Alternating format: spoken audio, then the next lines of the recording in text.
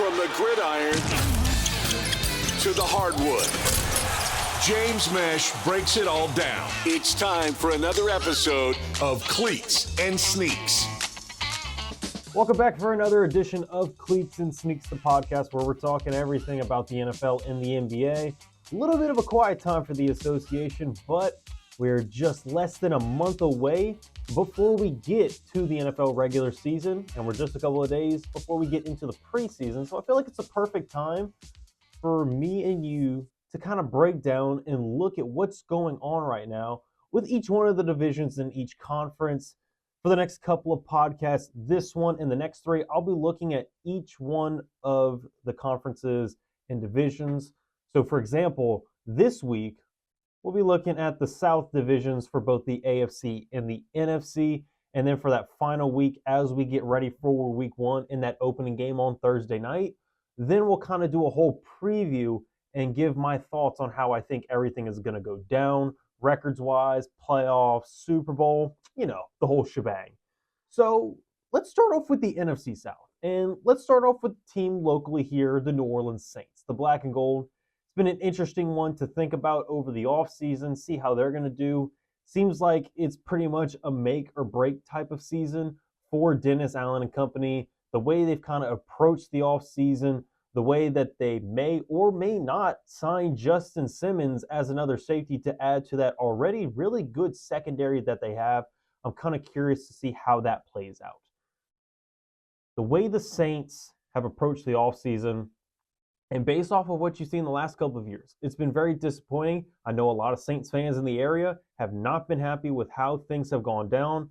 They have been calling for the coaching positions of the offensive coordinator, the DC, the supporting cast, and the head coach, Dennis Allen, because it just doesn't feel like they've been up to snuff since Sean Payton has left the building and quote-unquote retired.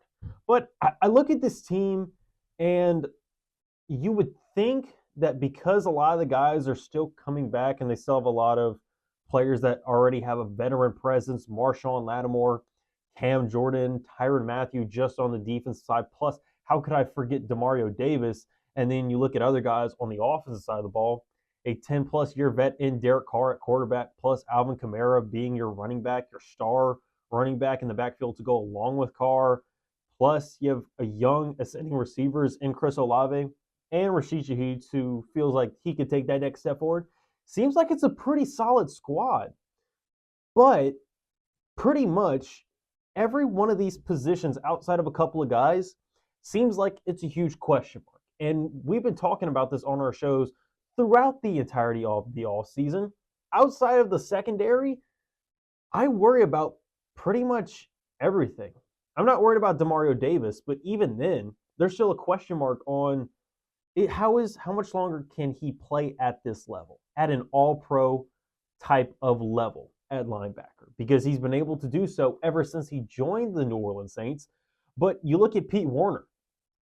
He was looking like he was ascending as well, and it felt like he should have been able to have last year be that year of, hey, Demario, I know you've been doing your thing, but I'm starting to take over. This is going to be my unit, so you can take a little bit of a step back. He actually took a step back himself in the way he played for the Saints in 2023. And now you're still relying on Demario, and it's a question mark on Pete Werner as is he going to be able to go back to form of what we had seen the first 2 years that he had played for the Saints since being drafted out of Ohio State. And then you also look at the defensive line. I would say the trenches on both sides of the ball are the biggest question marks for the black and gold in the 2024-25 season. It seems like we already know pretty much everyone that's going to make the roster, but how are they going to actually perform? Cam Jordan, he's been a big guy that has stepped up for the Saints and been the highlight, the mainstay, whatever you want to call him, on that defensive line for the Saints since basically 2013, 2014, ever since you moved on from those other guys like Junior Galette and pretty much everyone else. He's been your most consistent guy, but the last couple of years, he's missed games for one reason or another, and his production seems to have taken a step back. He says that the injury last year really held him back, and that's why you saw him be less productive and have less of a quick first step. But that's all fine and dandy. And sure, he's coming into the season healthy. But what if he gets injured again? He's still technically your number one option because Carl Granderson, even though he looked really good last year, especially at the early part, and then got that extension by the Saints and Mickey Loomis and company, he kind of teetered off and he became almost non-existent for about the middle part of the season. Came back at the back half and the back third of the season and started to revamp himself. But it's a big worry that is Carl just going to disappear once again this year? And then you also look at Chase Young, who has had question marks about his effort and his injury history as well. Not to mention Peyton Turner, who was also a first-round pick for you.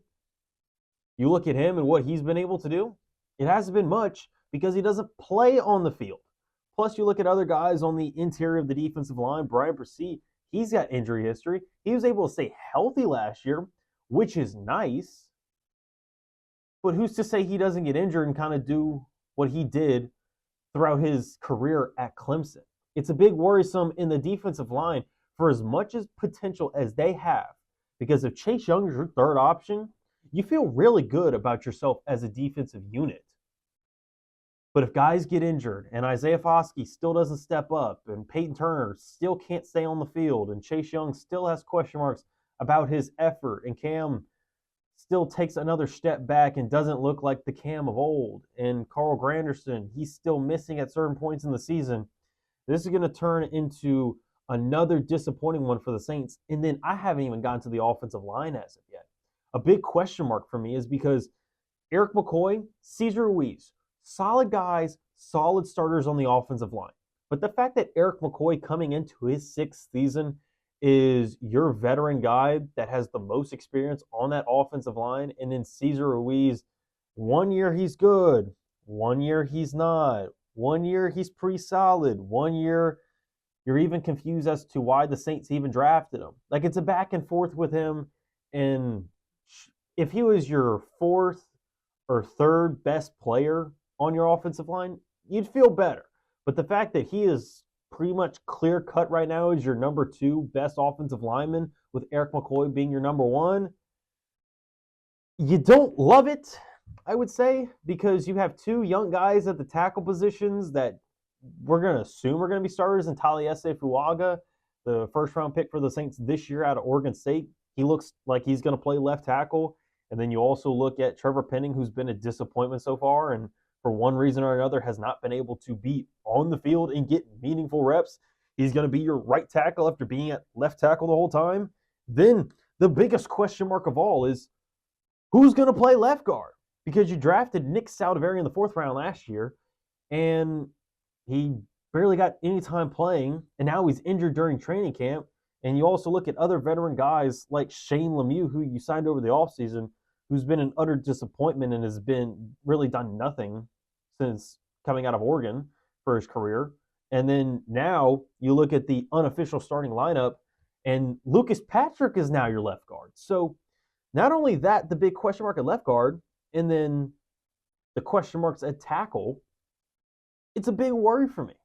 What are you going to do there? Because you have two very unexperienced guys that have not worked together in Fuaga and either Saldivari or Lemieux or Patrick. So that whole left side is a big worry because that's also Derek Carr's blind side. Now, the new offensive system that they've been able to implement with Clint Kubiak coming into the offense coordinator position since they got rid of Pete Carmichael, you feel better because there aren't going to be these long developing routes. It's a lot of motion, a lot of misdirection. So maybe you don't put as much pressure on the offensive line to hold up for 4 or 5 seconds. You get it out the quarterback's hands relatively quickly.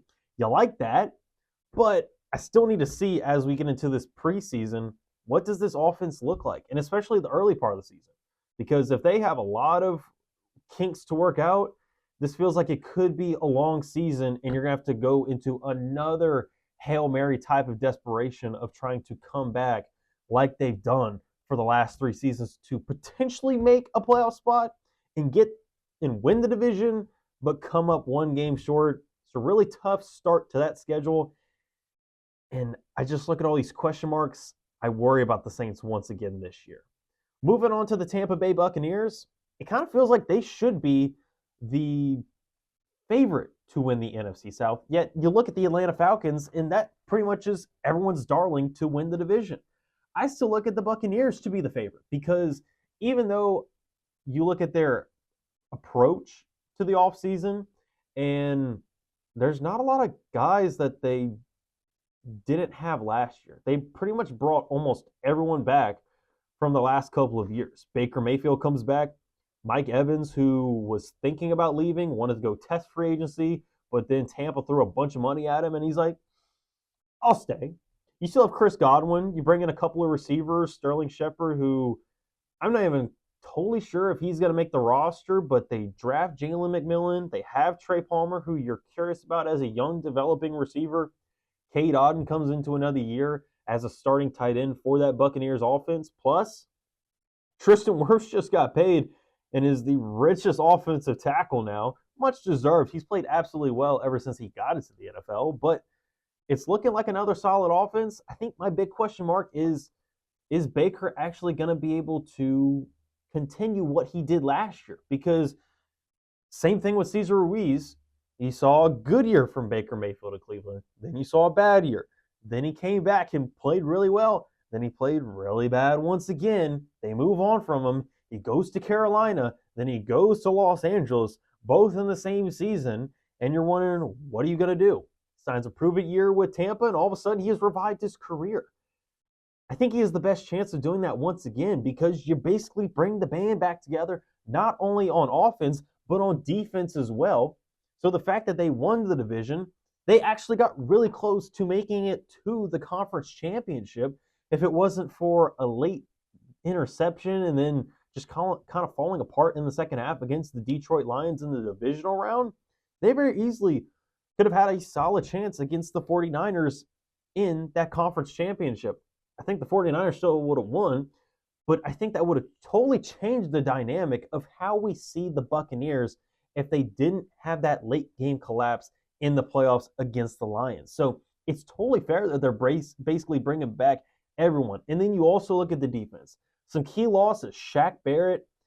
We had talked with James Yarcho of Locked On Bucks the other day on our show, and he said that Devin White, then moving on, is not going to be that big of a deal, but it is a notable loss for them considering he was so good for them in their Super Bowl run and even the year after that. But then you look at the last couple of seasons, and he's kind of been lackluster. The fact that there was a disagreement and they basically benched him the last couple of games last year.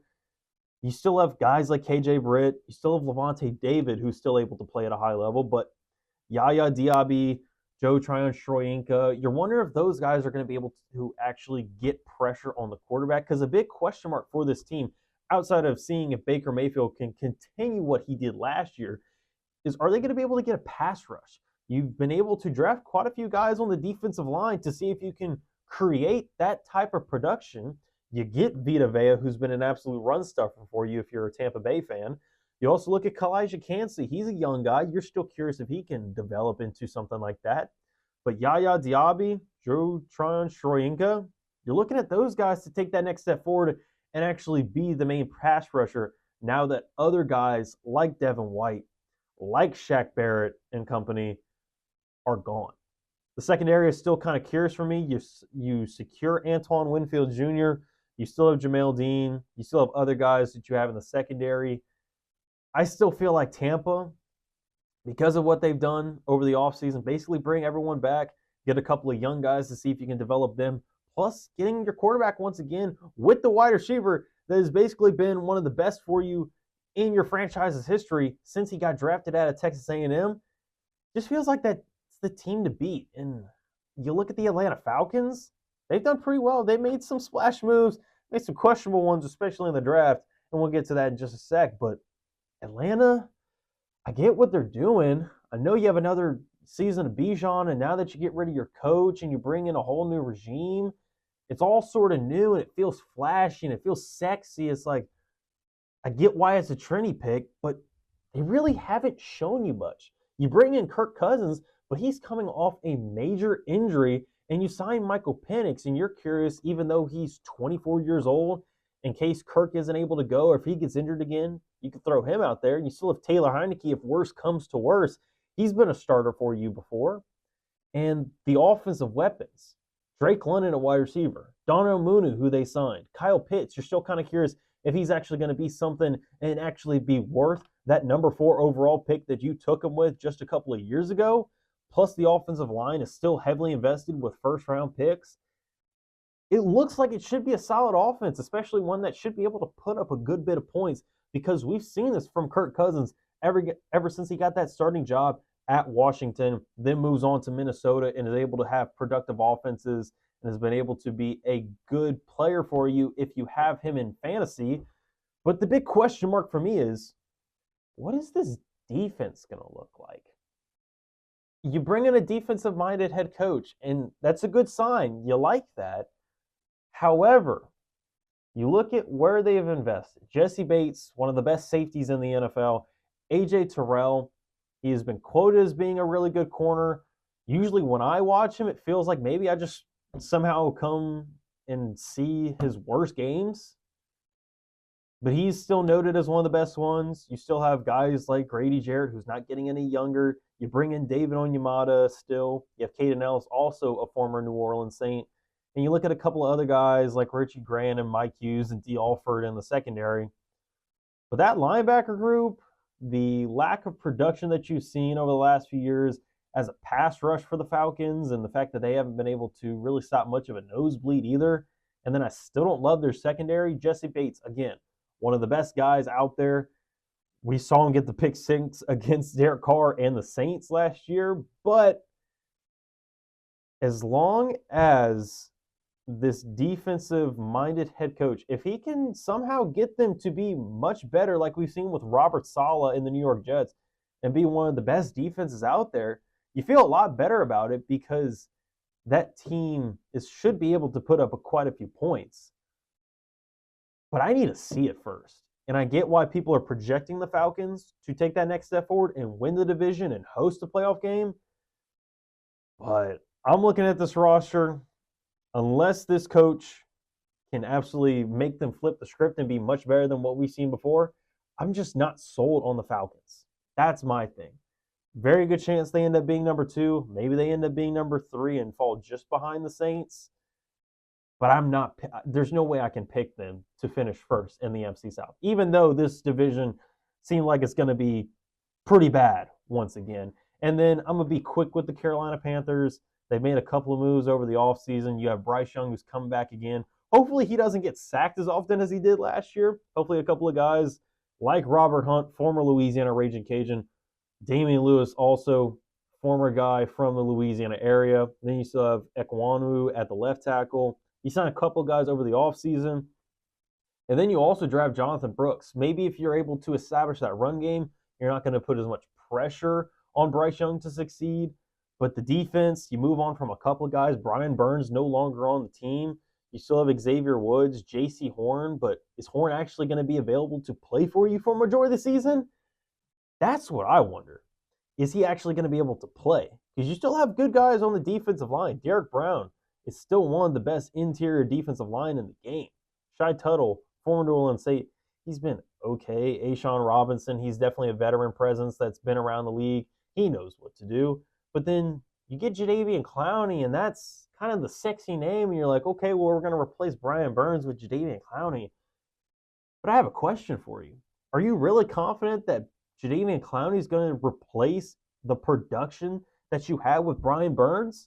I'm not banking on that. So even though this feels like another solid defense, and they should be able to be more competitive in games, especially if they can establish the run with Jonathan Brooks once he comes back healthy during the season, with Chuba Hubbard, with Miles Sanders. And then you get it out to Jonathan Mingo, who seems to be stepping up in that Carolina's wide receiver room. But there's no way they're going to take that much of a step forward to be any higher than last in the division. You look at the AFC side, though. Houston Texans, boy, have they made some moves. They have been described as maybe a Super Bowl favorite in a loaded AFC once again. I'm not totally sold on that, but I do like what they're trying to do. I love that they're pushing all their chips in. The fact that they get Stephon Diggs, the fact that they trade and go get Joe Mixon to improve that running back room, even though it really wasn't that much of a disappointment. You move on from Devin Singletary. You still have Dameon Pierce. Who, that's a question on what Dameon Pierce's future is going to be with the Houston Texans. But you bring in a bunch of guys. You still have Derek Stingley. You have Jalen Petrie. You bring in Jimmy Ward. You look at Desmond King. You bring in Azeez Al-Shaair, who worked with the head coach for the Texans back in San Francisco before he got the job in Houston. Will Anderson, how is he going to be able to take that next step forward? The fact that he really took that leadership role in his rookie season, that was a big question. I was curious how that was going to pan out, but seems like it's worked out so far. So now that he's got another year under his belt and becoming a leader even more, and people are really looking towards him, I like that. And the fact that they also got Danielle Hunter. That's another huge part of it. So you look at Will Anderson on one side, you look at Danielle Hunter on the other, plus a bunch of good linebackers that are young. Christian Harris, he feels like he's one of those quiet names that not a lot of people know about, but could have a nice season coming in 2024. Outside of maybe a collapse of maybe CJ Stroud somehow has a sophomore slump with the amount of talent that he has on the offensive side of the ball. The offensive line looks good. Dalton Schultz got an extra extension. It's hard for me to believe that the Houston Texans don't win this division and don't potentially get into the conference championship. It's really tough to see. Robert Woods, Noah Brown, John Mechie, those guys looked to be potential wide receiver twos last year. And one or two of those guys might not make the roster because you now have Stephon Diggs, Nico Collins, who stepped up for you last year, and then the big surprise of Tank Dell, who really has a connection with CJ Stroud.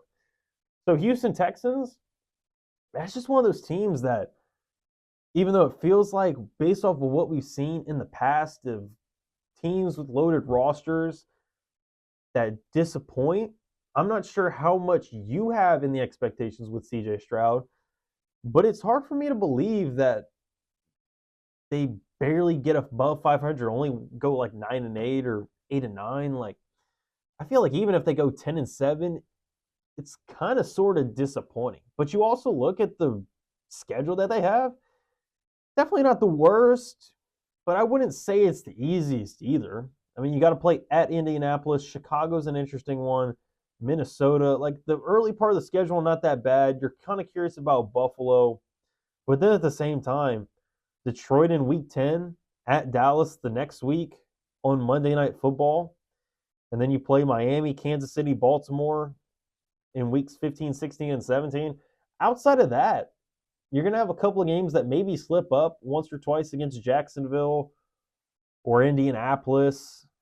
But outside of that, I even look at the Jets in week 9 and Green Bay in week 7. There's definitely some challenges in the back half and the middle part of the season. But I still look at this team that has a very good chance of going 11-6. Then I'm looking at the Indianapolis Colts.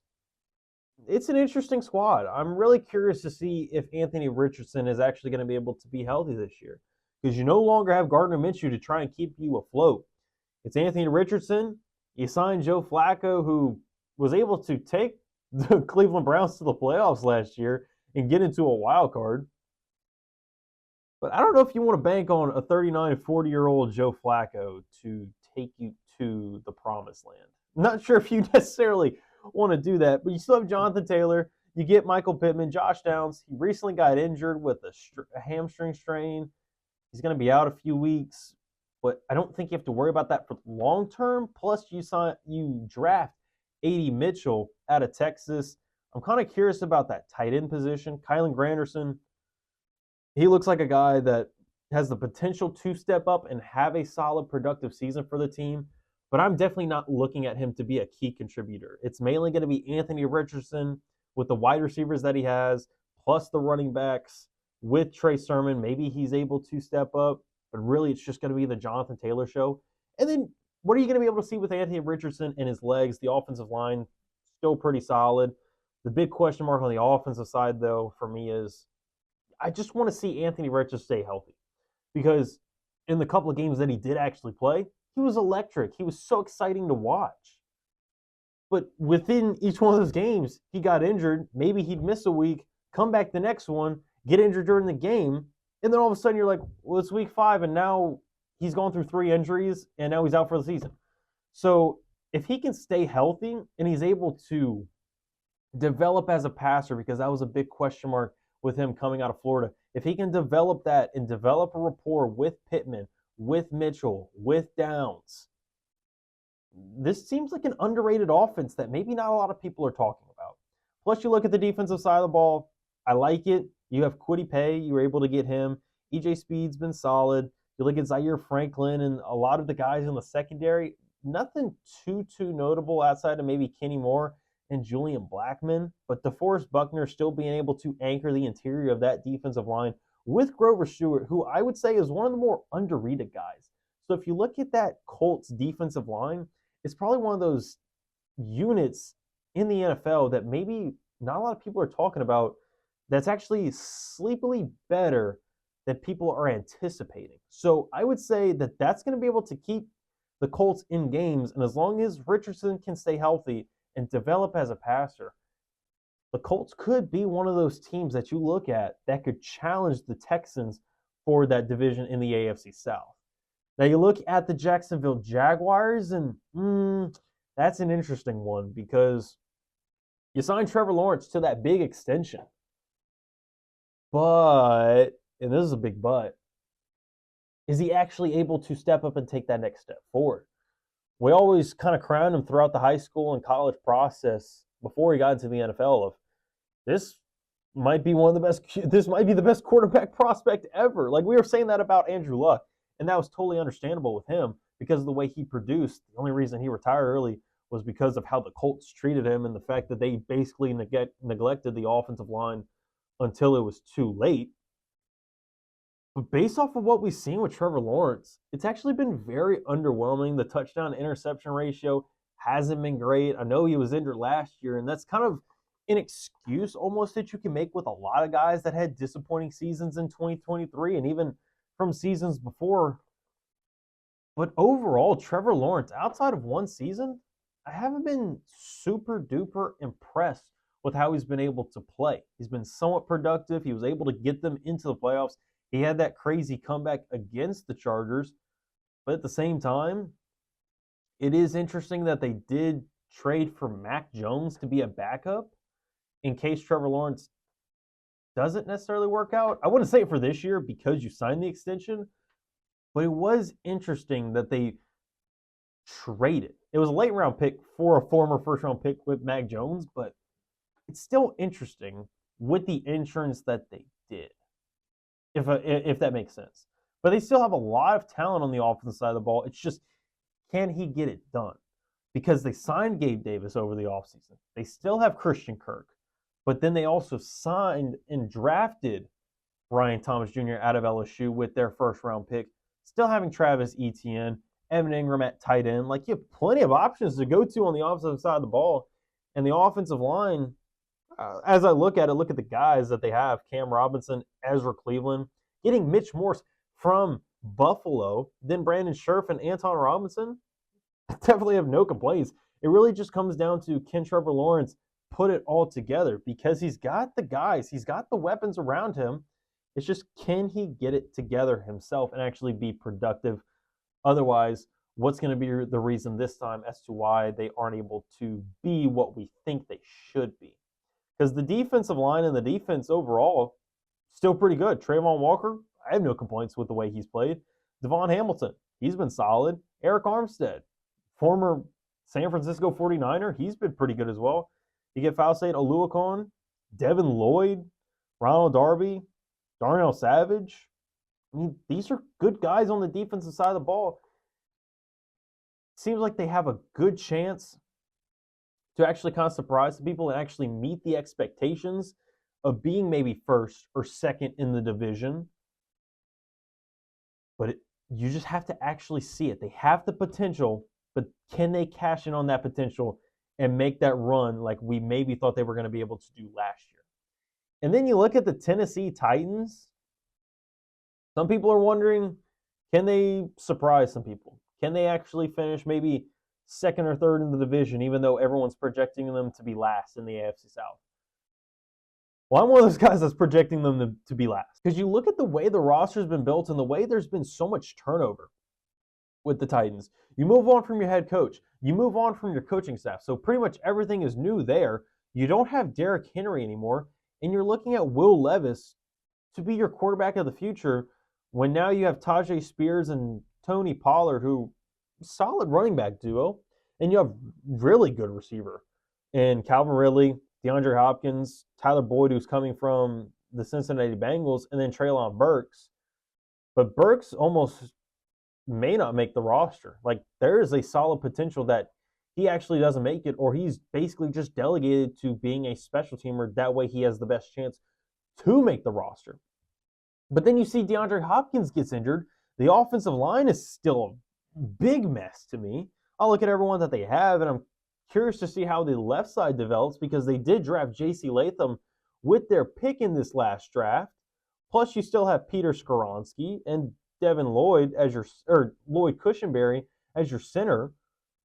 But I'm still not very sold on that offensive line. Not necessarily sold on the running backs. Not sold that this quarterback is going to step up for you as a leader, because I look at the supposed leader on the team, and based off of what I had seen over the offseason with Jeff Simmons going at it and barking at a radio host over there in Tennessee while he's live on air. He did apologize later, but the stuff that he said and the example that he set for this Titans team, I worry about what's going on in the locker room and how are they going to be able to keep themselves accountable. Feels like it was a little bit of a wake-up call, but I'm definitely not anticipating this Colts team, the way that they are built, to make any sort of surprise run in not only the AFC South, but in the AFC in general. I see this being an under 500 ball club that's fighting for one of the top picks in this 2025 draft. That's going to do it for another edition of Cleats and Sneaks. Appreciate you listening in. Hope gave you some good insight. And if you liked it, go ahead and like. Maybe subscribe to our YouTube channel, ESPN_SWLA. You'll be able to find us on our social medias as well, not only on X, but on Facebook, even on Instagram as well. You'll be able to see plenty of local content if you're curious about those LSU Tigers, the Louisiana Rage Cajuns, the New Orleans Saints, Houston Astros even. Like, we got it all for you right here at ESPN Southwest Louisiana. Don't forget to also hit that notification bell. That way you get notified anytime we upload our local content for those teams, but also any one of our other podcasts. But until then, talk to you next time.